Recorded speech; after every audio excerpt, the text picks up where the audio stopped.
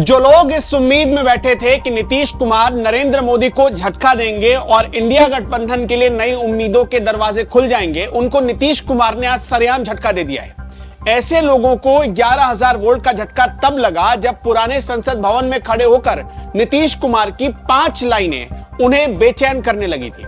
वो 5 लाइनें ऐसी थी जिसने नरेंद्र मोदी को यह भरोसा दिया कि चाहे कुछ भी हो जाए, कोई भी परिस्थिति आ जाए, नीतीश कुमार टस से मस नहीं होने वाले हैं। आपको वो दृश्य याद होगा जब इसी लोकसभा चुनाव के दौरान नरेंद्र मोदी बिहार में चुनाव प्रचार करने पहुंचे थे और तब नीतीश कुमार उसी मंच पर खड़े होकर कह रहे थे कि अब चाहे कुछ भी हो जाए, मैं इधर से उधर नहीं होने वाला हूं।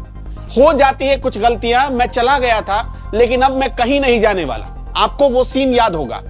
आज कुछ इसी तरह नीतीश कुमार ने संसद के पुराने संसद भवन में खड़े होकर, जहां पर खुद योगी आदित्यनाथ बैठे हुए थे, सामने योगी आदित्यनाथ बैठे हुए थे, कहा यह जा रहा है कि जब जोड़ तोड़ की राजनीति की नौबत आएगी तब शायद नरेंद्र मोदी को कुर्सी छोड़ना पड़ सकता है और तब राजनाथ सिंह और योगी आदित्यनाथ में से किसी एक के लिए मौके बन जाएंगे।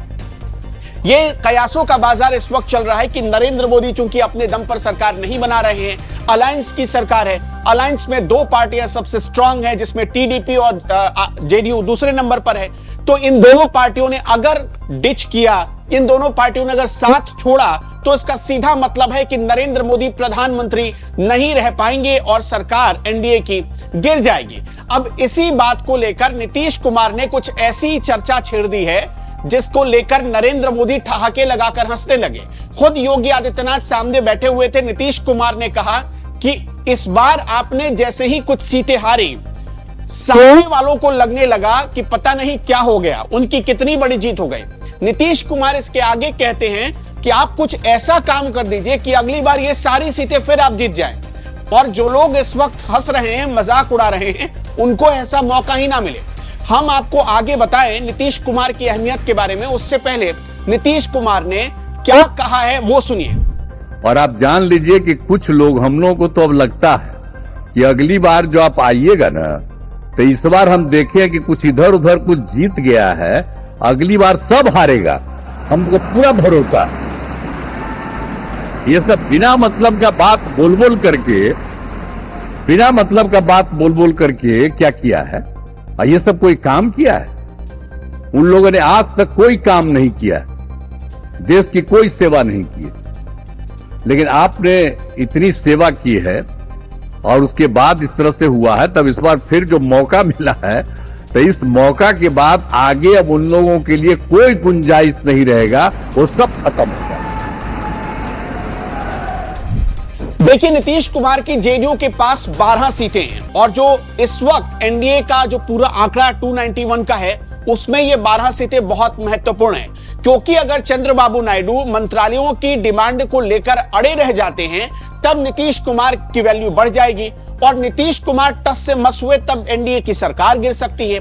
अगर आप देखेंगे तो चंद्रबाबू नायडू के साथ छोड़ते ही एकदम जो मार्जिन लाइन है, यानी जो मैजिक फिगर है 274, 272 का मैजिक फिगर है, लेकिन जो एनडीए है वो एकदम मार्जिन लाइन पर पहुंच जाएगी 274, 275 के आसपास।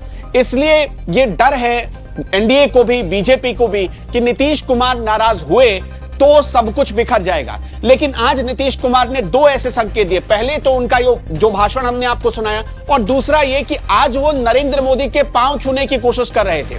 ये एक संबंध दर्शाता है नीतीश कुमार और नरेंद्र मोदी में। जो 2010-11 के दौरान बाढ़ की जो तस्वीरें छपी थी गुजरात के अखबारों में, जिसको लेकर नीतीश कुमार नरेंद्र मोदी से नाराज हुए थे, वो गिला शिकवा, वो कड़वाहट अब एक तरीके से मिट गई है और नरेंद्र मोदी के लिए नीतीश कुमार के मन में सम्मान है।